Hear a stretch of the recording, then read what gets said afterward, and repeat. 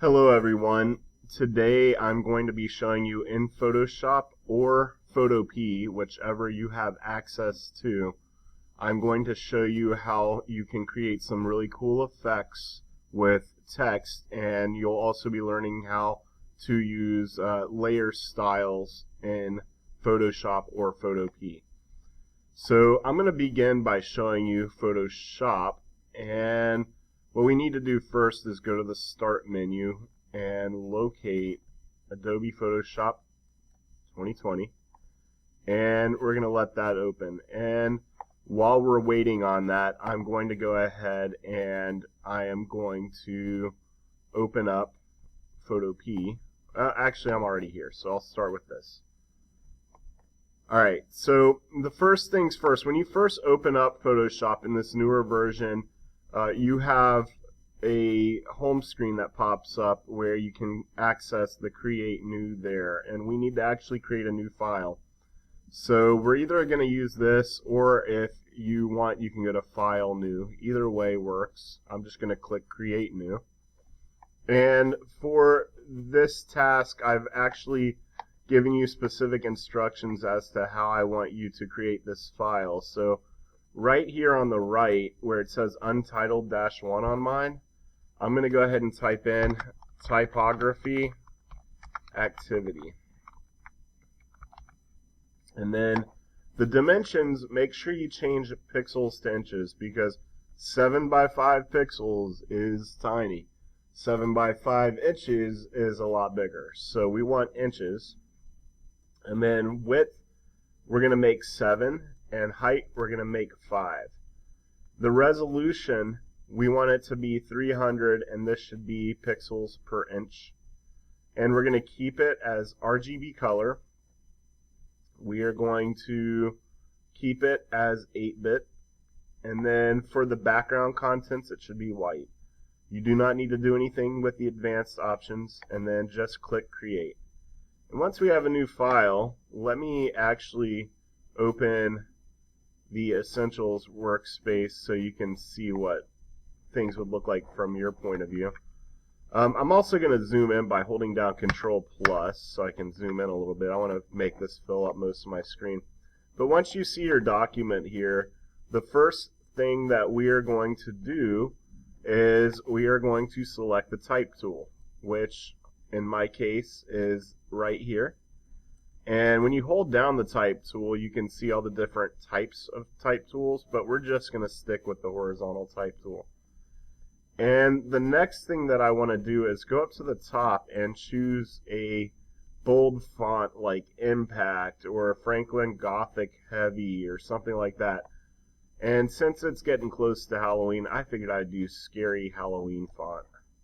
And what I'm going to do next, after I've done that, I need to change the font size to 48 points. So if I go over to the font size here and choose 48, and then if I want to, I can choose a color, but I'm going to do something else to get color later, so it does not really matter at this point. But I want to click somewhere in the middle of my screen here and type in my name. So I'm going to type in Jeter. And the next thing that I need to do is go to Edit, Free Transform. And what this is going to do is allow me to resize my text here. And I'm holding down Shift as I do this so that I can make it proportional. Otherwise, it'll just go wherever. So it's best if you do Shift on your keyboard while you're doing that.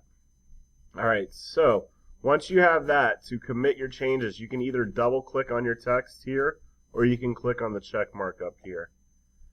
And once you've done that, we need to actually locate the layers panel. And I want you to notice, whenever you have a text layer, you see a T in the middle of your little thumbnail on this layer. It also says Jeter because that's the text I typed, so it'll usually preview what your text is in there as well.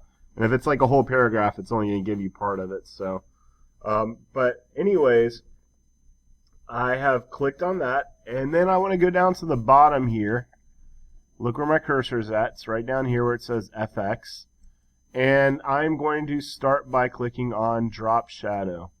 And Drop Shadow, what's going to happen is it will open up the layer style window that has all the other things on it anyways, but it automatically takes me to Drop Shadow, which I have some specific settings I want you to use. But right off the bat, you can see if this is checked where it says preview, you can see what everything looks like on your screen. So with that Drop Shadow, we can actually create this dimension, this space where the text seems like it's floating off the screen. And then from there, I have some specific settings I want you to use. So for the Drop Shadow, we should have, black should be the color up there. If it's not, go ahead and click on it and choose black using the picker. Our opacity should be 50%. Our angle should be 60%. Our distance should be 50 pixels. Our spread should be 10%. And our size should be 30 pixels. So once you have that information in there, then go ahead and go on to color overlay. And this is what I was talking about choosing a color. And since my font looks a little slimy, I'm going to choose green. You can choose whatever color you want. Choose your favorite color. And so I'm going to do green. Make it all slimy looking. And then the next thing, after we've done the color overlay, is we are going to click on bevel and emboss. Now, one thing you might have run into if you only click the checkbox, you're not going to see the settings. So you might want to go back and redo that if you messed up. But click on the actual text here. And so I clicked on bevel and emboss, and that way it's not just a check mark, it's not just turning it on, but it's also making it so that I can get these settings for that thing. So for here, I want to fill in the settings according to the instructions that I gave you. So I'm going to do, for the style, it's going to be an inner bevel. The technique is chisel hard. The depth is 50%, and it is going up, so meaning it's going to stick up out of the screen. The bevel is pointing out towards us. If I were to click the down, it would make it look like it's punched in, except for the fact we have a drop shadow. And then if I go to size, I want to make that 20, and I want to make soften 0, because if you look at the edges of what I have here, if you were to change that, it would not be as noticeable as it is when you have it right there at 0, when it's like a hard edge. So now I have all those settings in, and the next thing I want to do is go over to the left here and click stroke. Now I have multiple things that say stroke because you have the ability in the newer versions of Photoshop to have multiple strokes. I'm just using one, so I'm just going to click on this stroke right here. And when I click on the text here, now you can see the settings. And the settings, in this case, we want the size to be 10. We want the position to be outside. We want the blend mode to be normal. Opacity to be 100%. And then pick a color. So in my case, I've already picked green for one color. Let's see what yellow looks like. I don't know if I like that. I might just go ahead and do some red. I don't know. Just look at some different options here. I'm going to do orange. And when I click OK on that, you'll see I have it all there, but the other thing is you can see the style previewed in this little thumbnail. If we had only a cube here with that style, that layer style, then that would be what it would look like. So What I want to do is actually save this, and you can save layer styles so that you can come back and use them in other projects or at later points in time. So I'm going to go ahead and click New Style, and that's what the directions say. I'm going to call this Typography Activity. And down here there's some checkboxes. The only one that should be checked is the top one. And when you click OK, this is now saved. I can actually go into a panel that has preset styles and layer styles, and I can access what I just saved. Now when I click OK, you can see this is what I've created.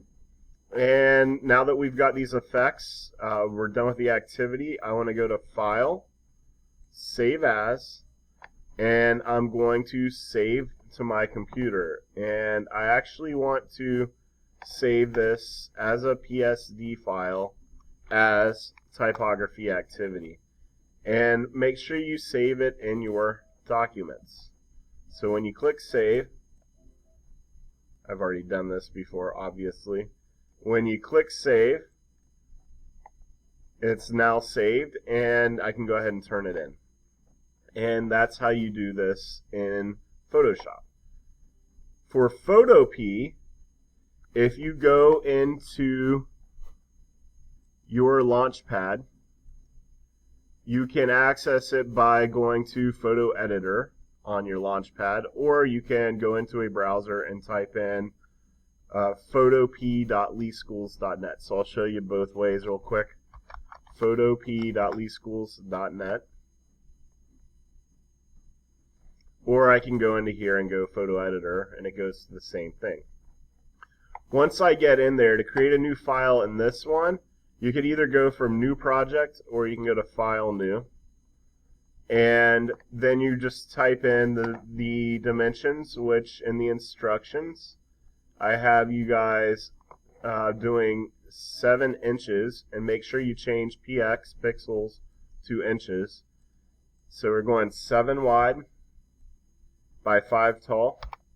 We're calling this Typography Activity, and the DPI we want to go ahead and make 300. So